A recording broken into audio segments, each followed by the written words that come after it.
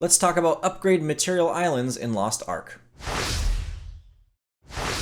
A common thing that will start to pop up is people sharing lists of rewarding Tier 1 islands to help drastically increase the speed of your Tier 1 endgame gear upgrades, the first sets of gear you'll be working on.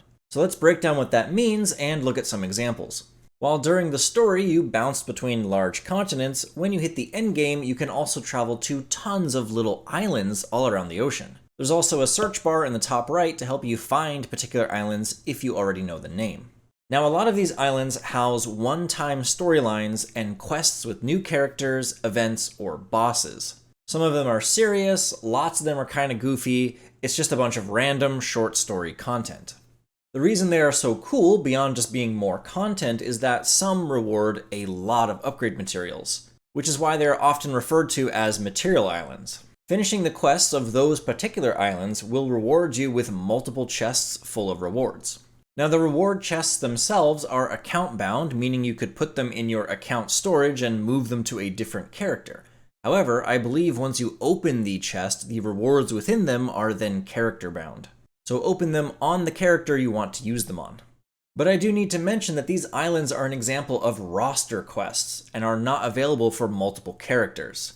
Once a character completes an island questline, it is completed for all of your characters, account-wide completion, so you'll only be doing these quests once. Exceptions would be when an island quest is repeatable for a daily task or because it's required to respawn the island's boss. Those are repeatable, so you could repeat them on any character. But in terms of island story quests that give good rewards, these are once per account questlines and the entire quest would not even show up on future characters. So when should you start on islands? Essentially any time after you've collected Blue Rarity 302 endgame gear from either the first Chaos Dungeon or the Shoeshire storyline. Either will give you item level 302 gear. Then you're ready to start visiting islands at any point, before or after endgame dailies, whatever. There's not a required time to do this, but since it helps kickstart your Tier 1 progression with tons of materials, you can see why it would be recommended to visit a few islands sooner rather than later.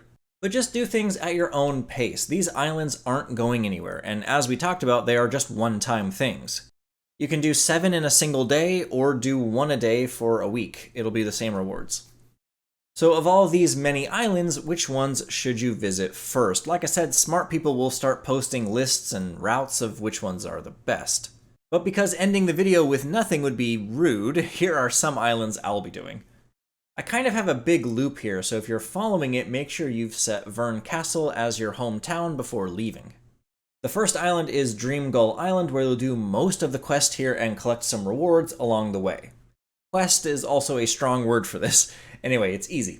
Then we have Facility X301, the secret base. This is optional, it's to start working on the hoverboard. I really want the hoverboard, okay?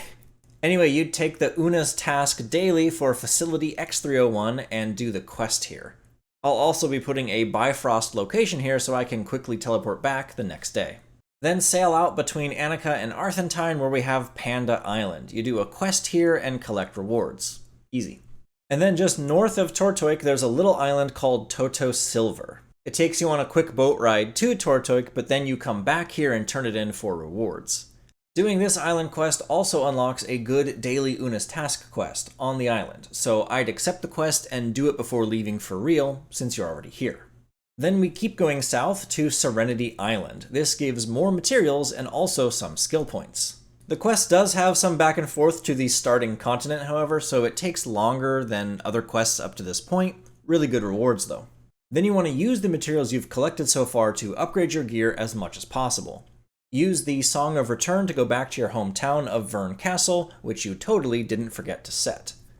This would include doing your Chaos Dungeons and Guardian Raids for the day if you haven't yet. After the gear is upgraded, we go to the infamous Shadow Island, which has the Tower of Shadow on it. This is where people during the beta realized not all islands were easy content. However, we just upgraded our gear, so we'll be able to push further up the tower. So you follow the quest here and push floors as much as possible, leaving with more materials to upgrade even further. And then, yeah, this would be a huge kickstart to your Tier 1 progress and give tons of upgrade materials. And it's what I'm planning whenever I feel like starting the island hopping adventures. All in all, this route would probably take 2 or 3 hours, so I'll do it the day after I hit the endgame. Either way, now when you see a list of islands somewhere, you know what it means and what to expect in terms of rewards and also traveling around. Also, those lists are probably better than mine, but I have a cool graphic.